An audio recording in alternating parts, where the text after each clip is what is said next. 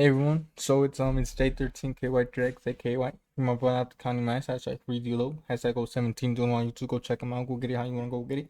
Go check out my boy Mac, go check out my girl Astro, go check out my boy Sam PZX on TikTok, man. But hey, so what we on here doing today? What we gonna be talking about?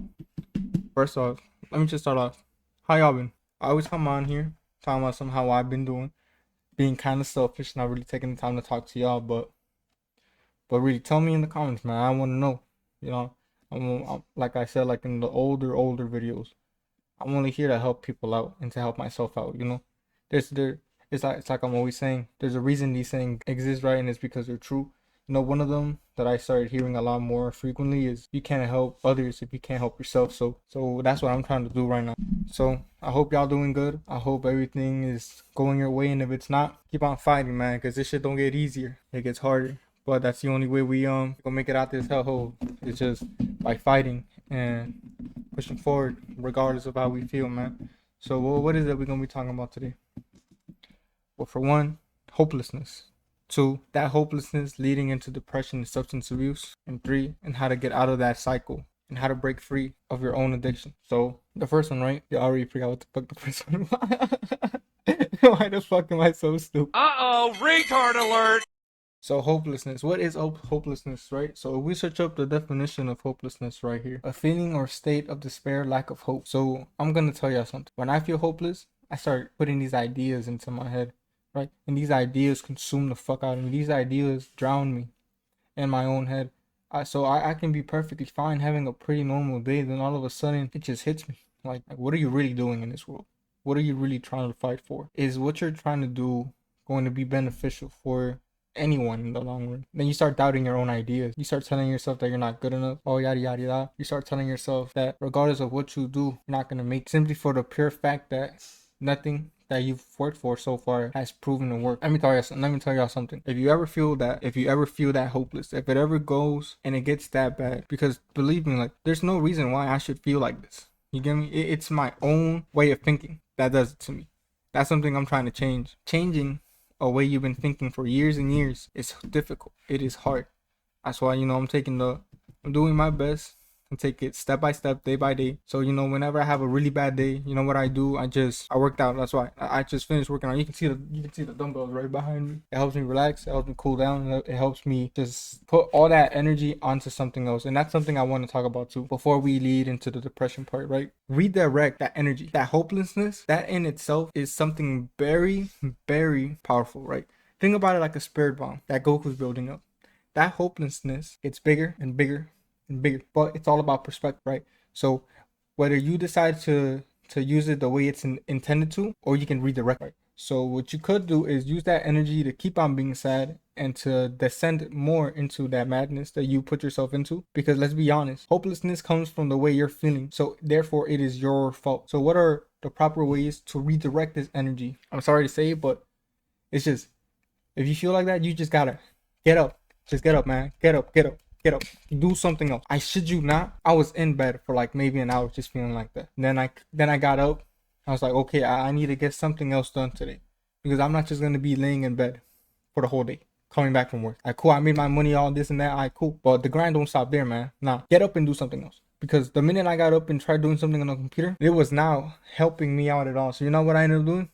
I ended up just removing myself from the situation and going out to workout. I'm so happy I did that decision, because not only did I get my pump in for today, but I feel so much fucking better. Okay, sometimes you just need to look at it from different perspectives, because I was being really close-minded, just sitting here telling myself that it doesn't matter what you do, no matter how much work you put into it, you're not gonna make it in life.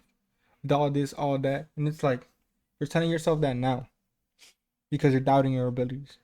But if you're doubting your abilities, that means there's something you could do to improve on them. So what should you do? Let's say you're trying to learn how to make beats better, right? Okay. You go on a FL and you're stuck. Creatively, musically, you're just stuck. Got a writer's block. What do? Go to bed, lay down, not do anything for the rest of the day? Hey, bro, come on now, dog. Like, come on, man. Well, what's gonna be different tomorrow when you get back on it and try to doing something else? Nothing's gonna change. So you know what you gotta do? You gotta get on YouTube and study, man. Bro, this shit is free on here, gang. Like nigga, like you don't even gotta waste money on half this shit. Now feel me? Bro, if you got a friend with FL, ask that dude to let you install it, right? Start learning even before you get FL. Start searching up 808 patterns, how to mix, how to do special shit, how to use all the plugins, look up free drum kits, look up free synths, free plugins that you can download.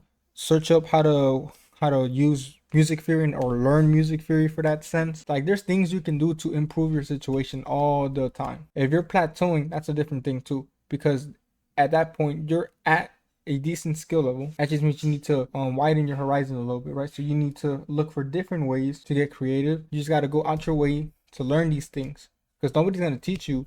Remember, in the end of the day, we're all in it by ourselves, gang. Nobody's gonna fucking save us. Nobody's here to save us. Nobody's going to save us. It's up to us to save ourselves. But enough of that. Let's go into topic 2. Hopelessness can lead to depression simply for the fact that all those same feelings derive from one another.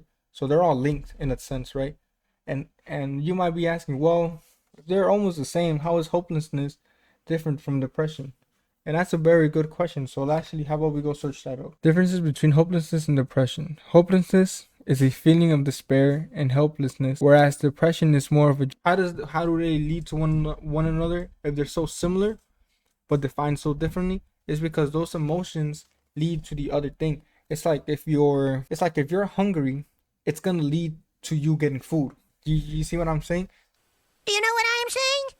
It's like, so if you're feeling hopeless, it's going to lead into you feeling depressed. So not only are you making your situation worse, you're actively self-sabotaging yourself by not doing anything about it and feeling hopeless. You see what I'm saying? What's the point I'm trying to get across? It's okay to feel hopeless at times. It's okay to be depressed at times. It's okay to be sad. It's okay to feel these emotions because we're all human. And nobody can tell you how you're gonna feel. Let's say you're in a situation where you lost all your money, you're flat fucking broke, you just lost your car or something, and you just got fired. Obviously, hopelessness and depression are right on top of there, right? But what are things you can do to fix that situation? You say, okay, find a job first. This job is offering me 14 an hour. Fuck it. It's something, I'm taking it. Okay. So how are you getting to work now? I did the math. I'm gonna use up a month pass for $75. Okay, there, boom.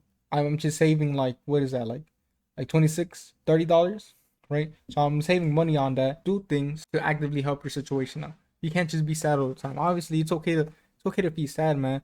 I'm not saying don't feel these emotions, but what I'm not saying is you should let them consume you. And you can start saving up for a car like that.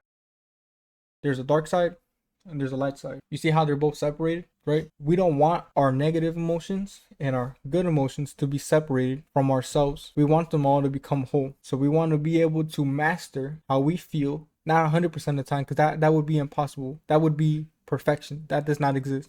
So what you can do is you can learn to manage your emotions the best you can. Obviously, sometimes it's going to slip through, because why wouldn't it? Emotions are powerful. They're instant. They make you feel how you're supposed to feel.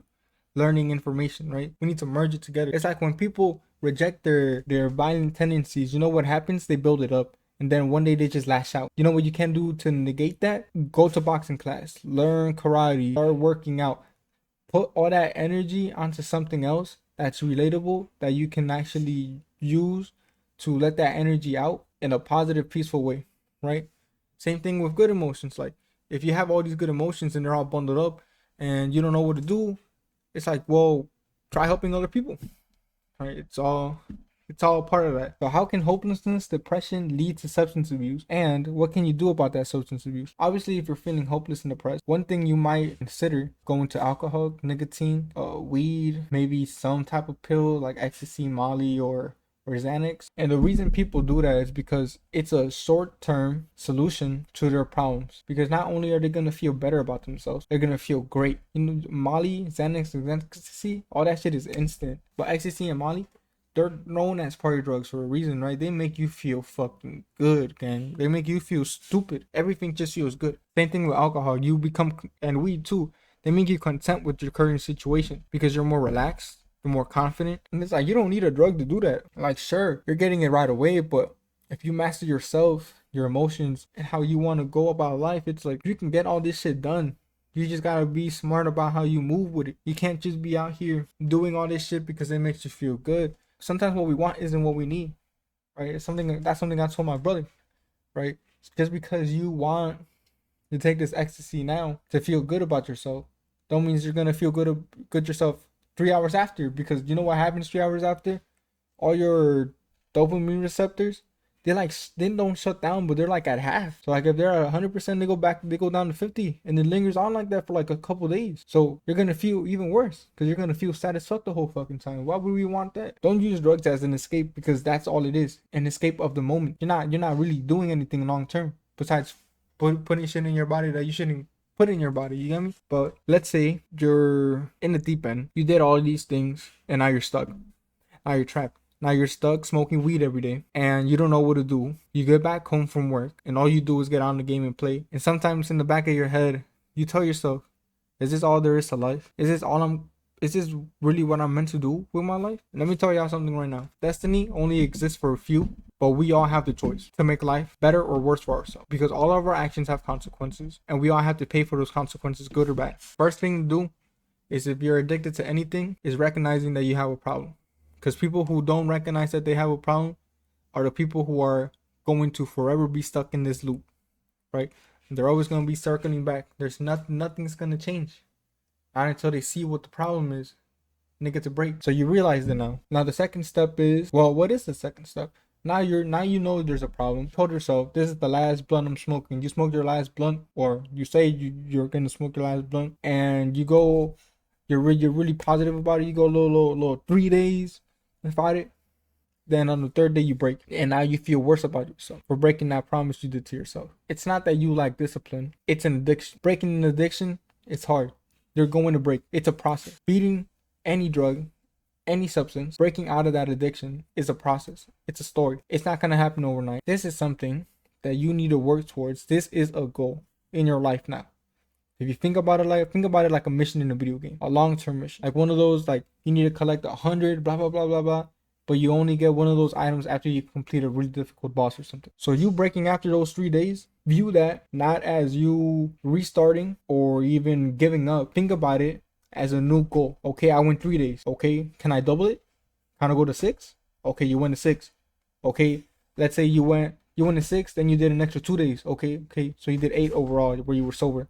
Ah, shit, you broke on the 9th day. Oh, but you're not smoking that much. You only smoked half of it. Okay, that's progress. So you tell yourself now, can I double that again? Or if you're even ballsy, can I go triple that? Okay, so now you're going like a whole month without smoke. And then when you do break again, it's only half the blunt again. And then it repeats and it repeats and it repeats. You need to be doing things that work, right? So if you know you can't go cold turkey like that, you need to find a suitable way to beat this. Your life is not a game. So not only are you now making progress, but you are now starting to recognize the side effects of smoking that long. You're telling now that you went that whole month without smoking, you tell yourself, you're telling me I went a whole month without smoking. You're telling me I can't go with just another month without smoking. What the fuck is my problem? Then you start connecting dots. Like, well, hey, why was I even smoking that much to begin with? Was I just using it as a recreational thing? No, I wasn't, because it wouldn't be that frequent.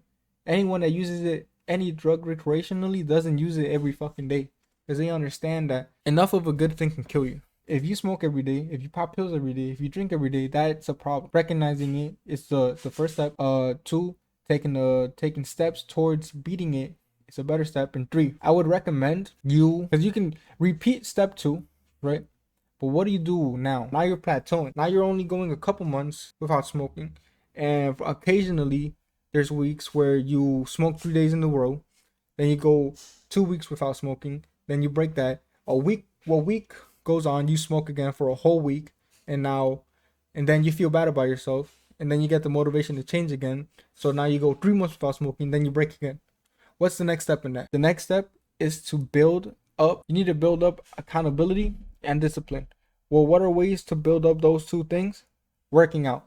It's the simplest thing. It's good for you. You feel good right after. It might suck the first week, but it gets better after that because you start getting used to it. So how J13KY3X, how do I build accountability and discipline? By working out. Accountability, one, you make sure you hold yourself accountable to work yourself every day, right? Every day, every day, every day. Doesn't matter if it's 5 minutes, doesn't matter if it's 10 minutes, doesn't matter if it's your whole workout routine. Just get something done every day. How does that build up discipline? Because even if you want to or not, you're doing it regardless, right? So they coexist together, right? But how is that gonna help me beat my addiction? Well, now that you have discipline and you can hold yourself more accountable, right? So you're taking responsibility for your own actions. You can start to integrate that into your process of stopping to smoke weed or any addiction. Right? I'm saying weed because it's my addiction, right? But now from there, it's really all up to you. It's all just your own mindset. If you want to quit bad enough, you'll go for it. You'll do it. If you don't, you'll keep on making excuses for yourself. Kind of like I'm doing. You know what I tell myself? Oh, I need to relax. Oh, it's not going to kill me if I do it one day. Nobody's going to know. You know, it's like, it's not going to kill you, man. It's not going to, you do just another puff. Oh, you're smoking with this girl you haven't smoked with before. Might as well, man. It's not like it's gonna be an everyday thing. No, dog. Obstacles will get thrown in your way, and believe me, because I'm talking about from experience. Nothing's gonna change, man, if you don't start changing. But hey, it's J13KY3X, aka White, man. Free my brother out the fucking county. It's hashtag free D-Lo, hashtag 017 D-Lo on YouTube. Go check him out. Go get it how you wanna go get it. Go check out my brother Mac. Go check out my sister Astro. Go check out my brother Xan PZX. But hey, man, y'all stay safe, keep on fighting, and keep on working for better days. Because at the end of the day, nobody's gonna come and save us, man. We're all here for each other, and I'm here for y'all. So y'all stay safe. All right, peace out. And remember, sticky notes come in a variety of colors.